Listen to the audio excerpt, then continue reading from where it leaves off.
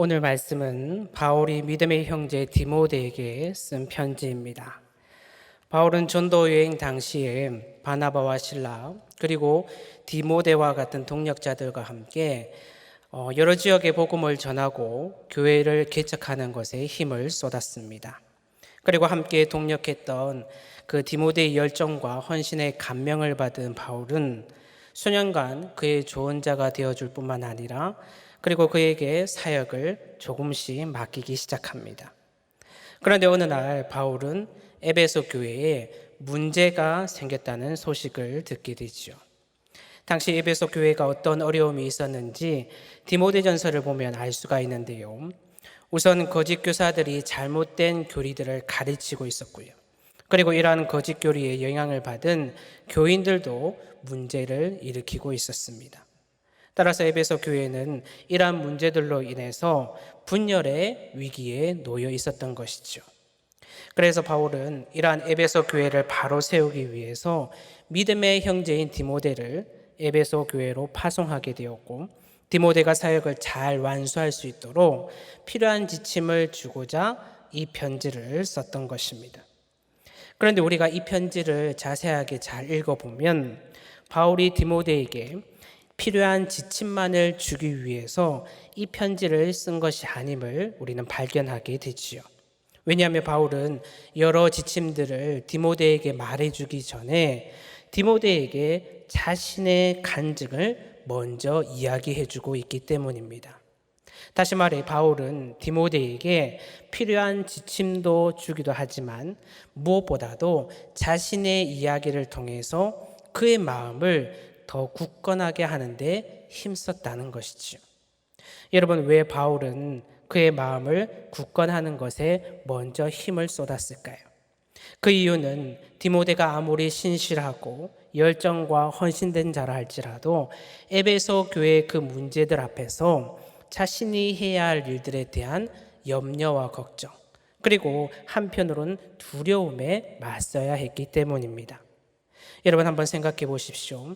거짓 교사들과 맞서는 일, 그리고 잘못된 영향을 받은 성도들을 세우는 일은 사람과 관련된 일이기 때문에 갈등이 생길 수밖에 없습니다.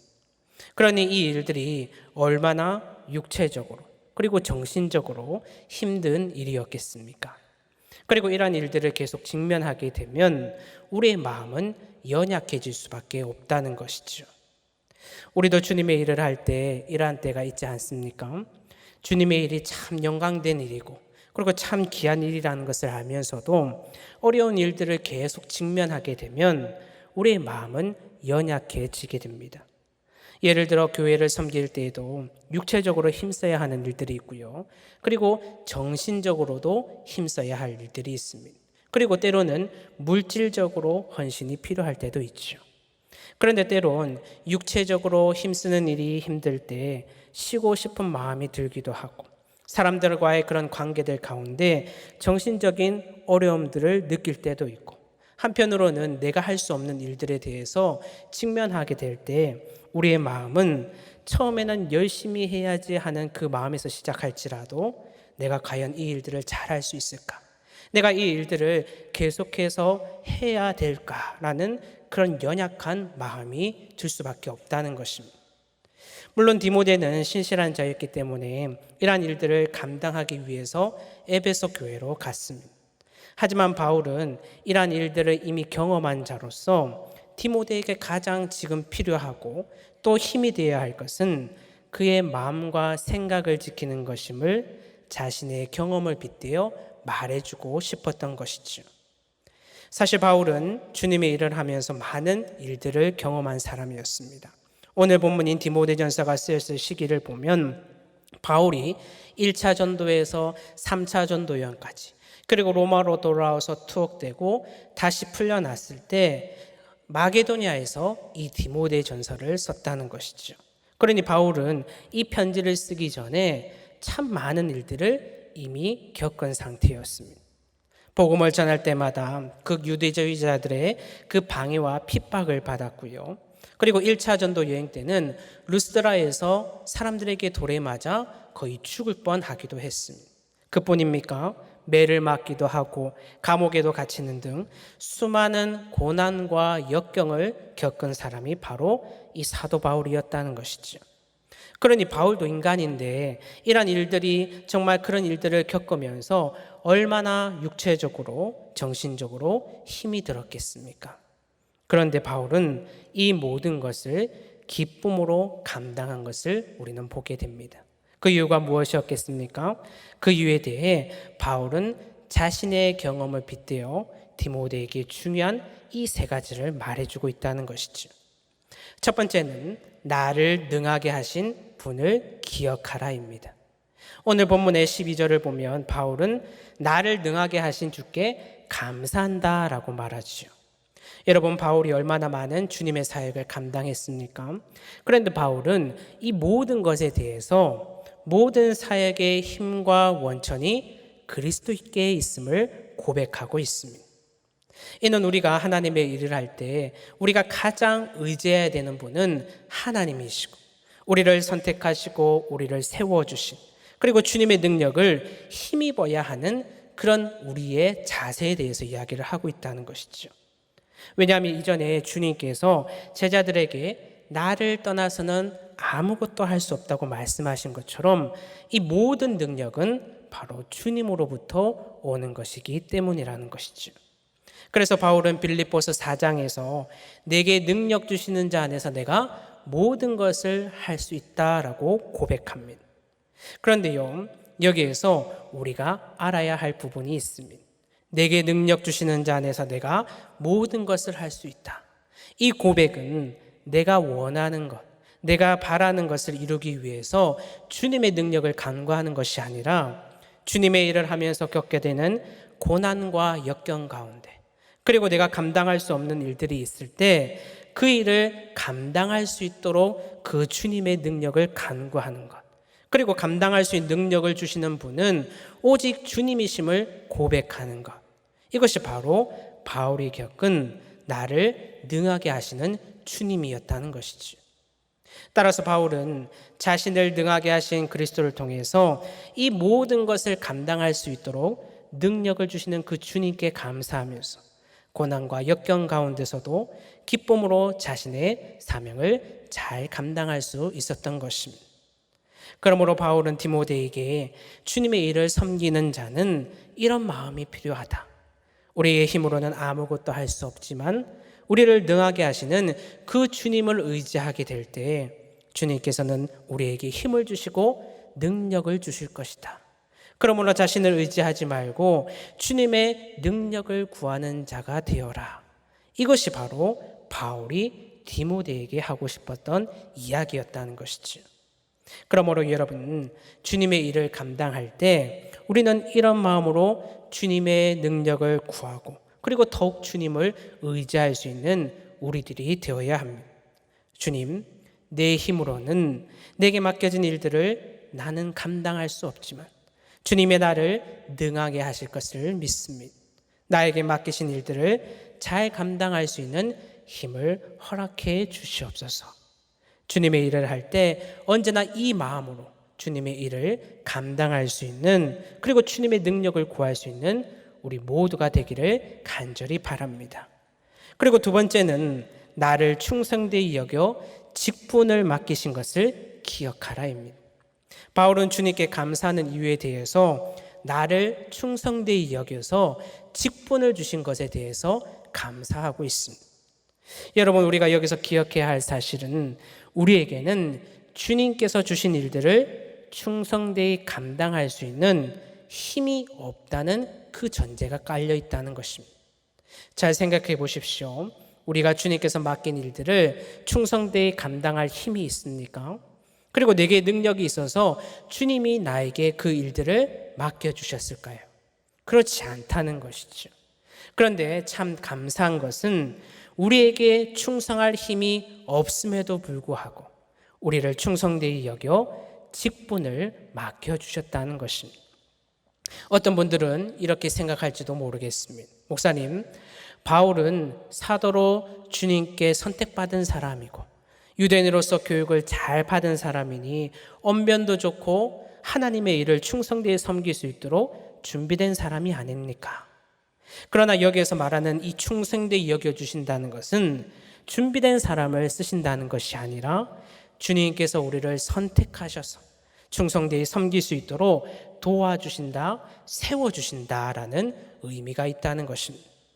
그러므로 충성되이 여겨주신다는 것은 주님께서 우리로 하여금 충성되게 그 일을 감당할 수 있도록 도와주겠다는 약속과 같은 말씀이고, 우리에게 직분을 주겠다는 것은 내가 너를 믿고 나의 일을 너희에게 맡기겠다는 그 의미를 포함하고 있다는 것이죠. 여러분, 우리도 직장이나 가정 그리고 교회에서 어떤 일들을 할 때 누군가에게 일을 맡길 때가 있지 않습니까? 그런데 우리는 그 일을 아무에게나 맡기지 않습니다.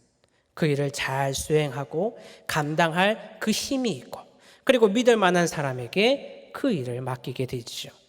그래서 맡기는 자의 그 입장에서 보면 그 일을 하는 사람을 믿고 인정하고 있다고 그런 의미가 있지만, 일을 맡은 사람이 그 사실을 알지 못한다면 한 달란트를 받아서 그냥 그 땅에 묻었다가 주인에게 혼이 난 그 종처럼 맡은 일들을 기쁨으로 감당할 수가 없는 것입니다.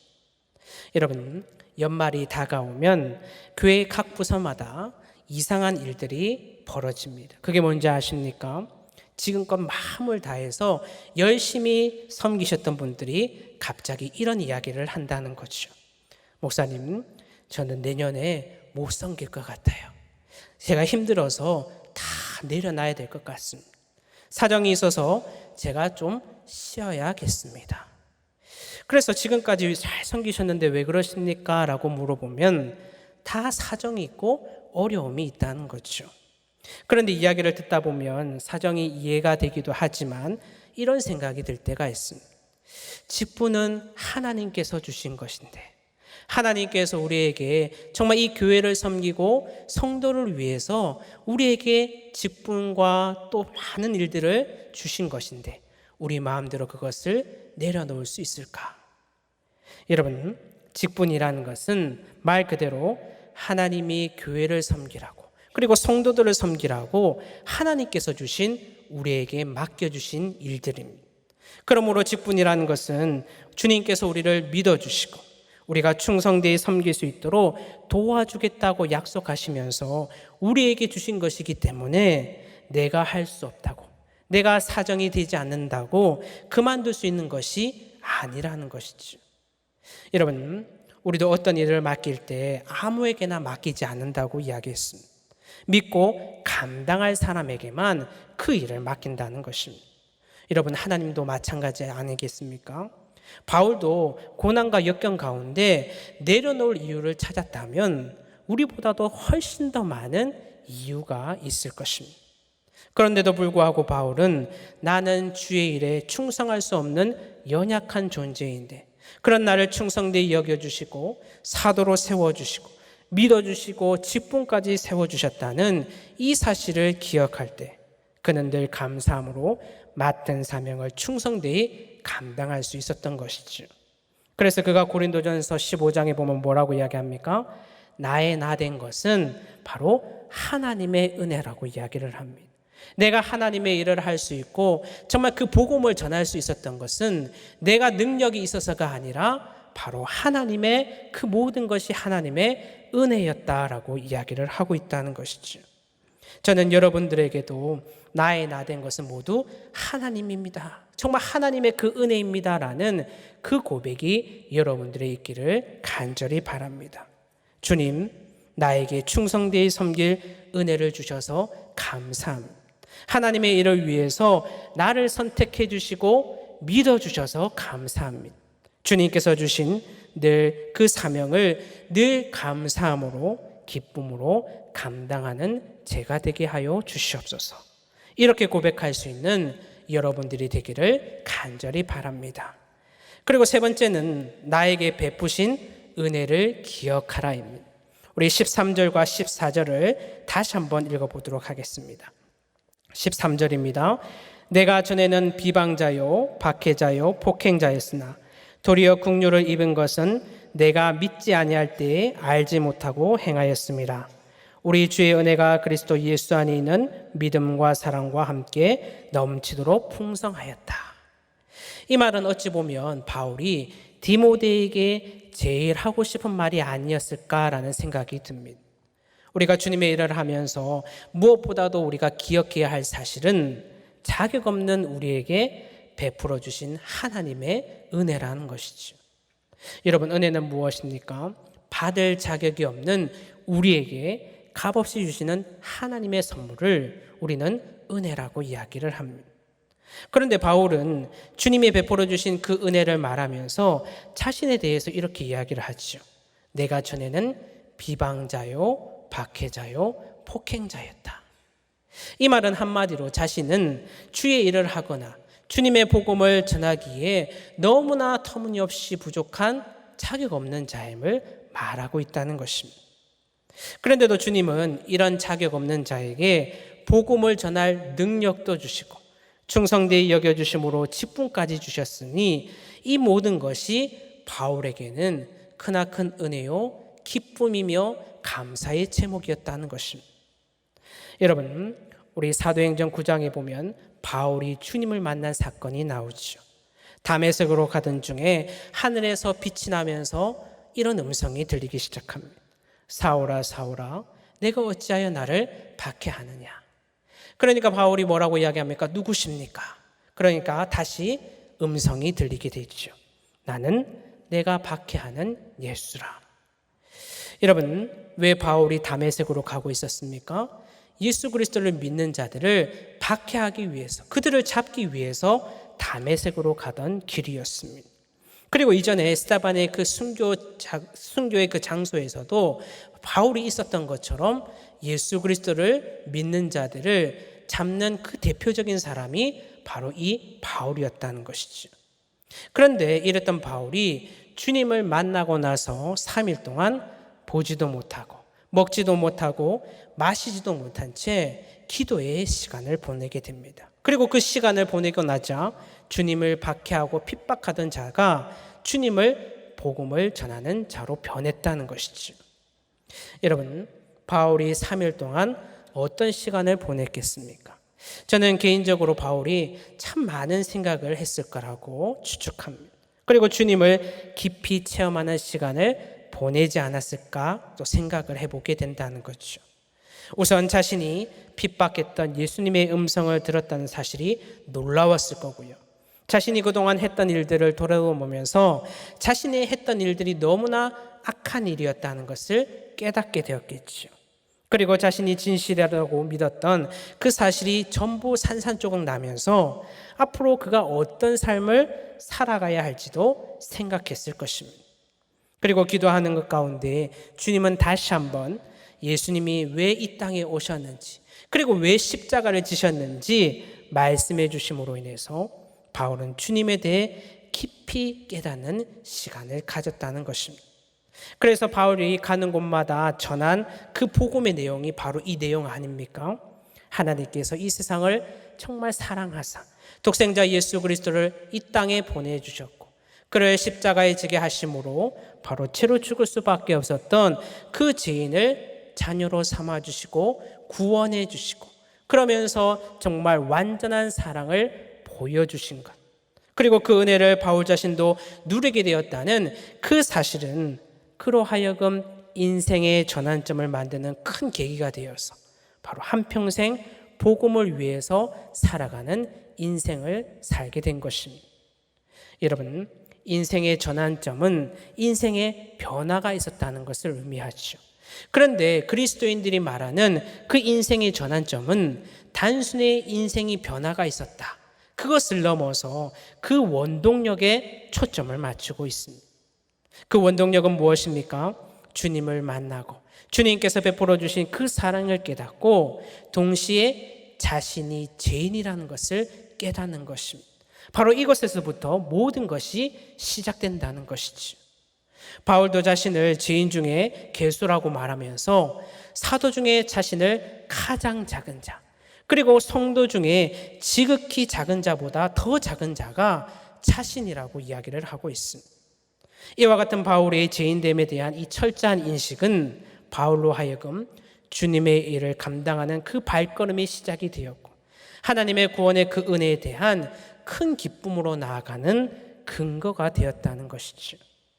여러분, 우리 스스로 이 죄인이란 인식이 없으면 우리는 이 구원의 은혜로 그리고 그 구원의 기쁨으로 나아갈 수가 없습니다.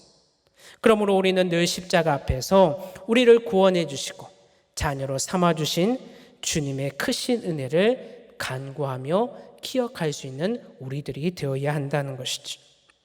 따라서 인생의 전환점은 이러한 주님의 은혜 위에 내 인생을 올려놓는 것과 또한 같습니다. 그래서 우리가 보면 주님을 만나기 전과 만난 후의 그 삶이 갈라지게 되고요. 그로 인해서 우리의 삶의 관점이 달라지고 그리고 우리 삶이 변화가 되며 인생의 목표가 달라지게 됩니다. 주님 안에서 새로운 피조물이 되어서 새로운 삶을 살게 된다는 것이죠. 여러분, 우리 모두에게도 이 인생의 전환점이 있지 않습니까? 제가 전도 폭발 훈련을 하게 되면 1단계 훈련생들이 자신의 간증을 적는 시간들이 있습니다. 그러면 주님을 만나기 전과 만난 후의 삶을 적게 되는 것이죠. 그리고 모태신앙들은 주님을 인격적으로 만나기 전과 만난 후의 삶을 적게 됩니다. 그런데 간증을 읽어보면 다들 파란만장한 삶을 사신 것에 대해서 제가 한번 놀라게 되고요. 그런 삶을 살았음에도 불구하고 주님을 믿고 또 다른 삶으로 변화된 것에 제가 다시 한번 놀라게 됩니다.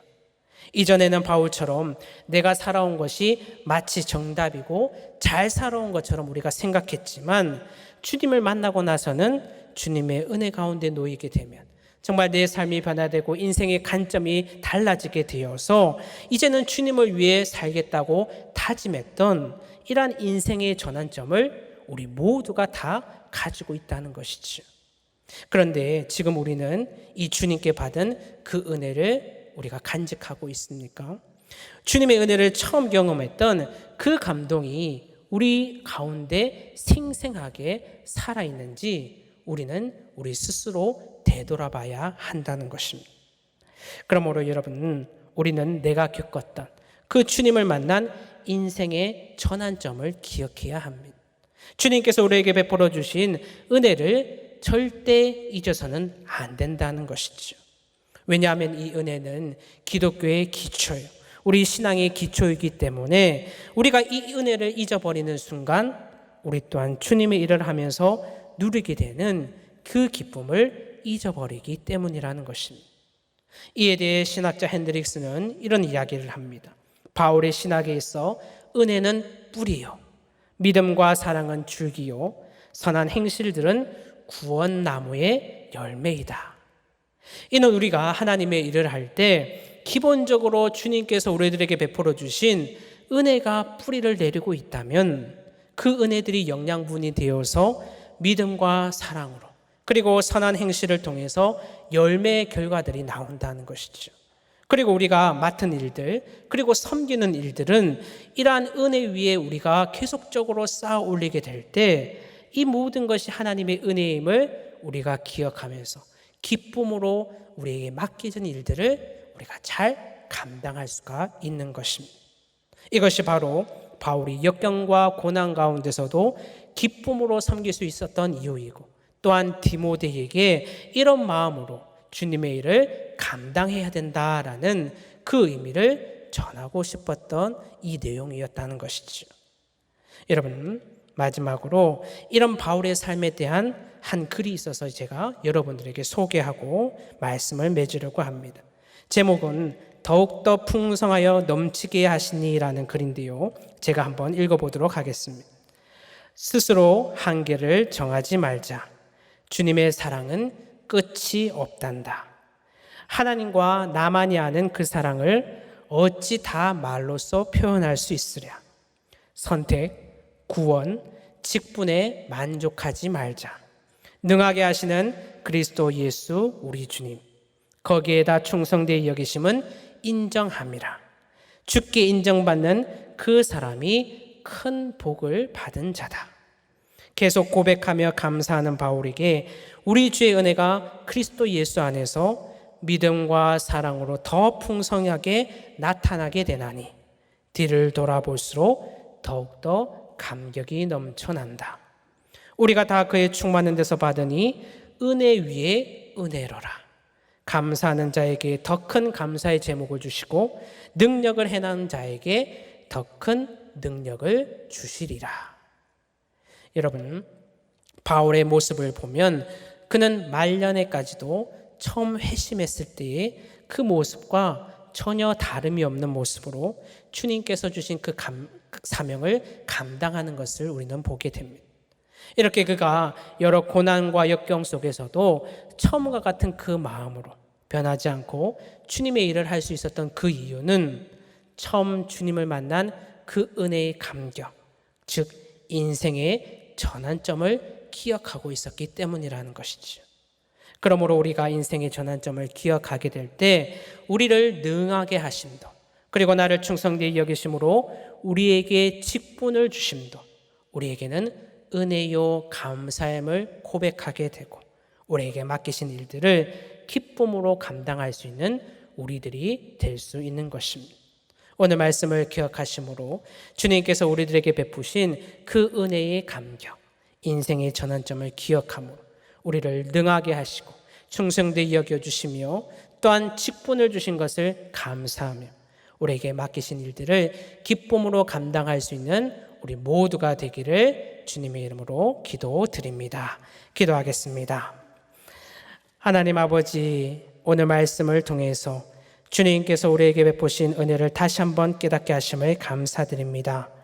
주님께서 우리 인생 가운데 만나주신 인생의 전환점을 기억함으로 우리를 능하게 하시고 충성되이 여겨주시며 직분을 주신 것에 감사함으로 우리에게 맡기신 일들을 기쁨으로 감당할 수 있는 우리 모두가 되게 하여 주시옵소서. 감사드렸고 예수님의 이름으로 기도드리옵나이다. 아멘.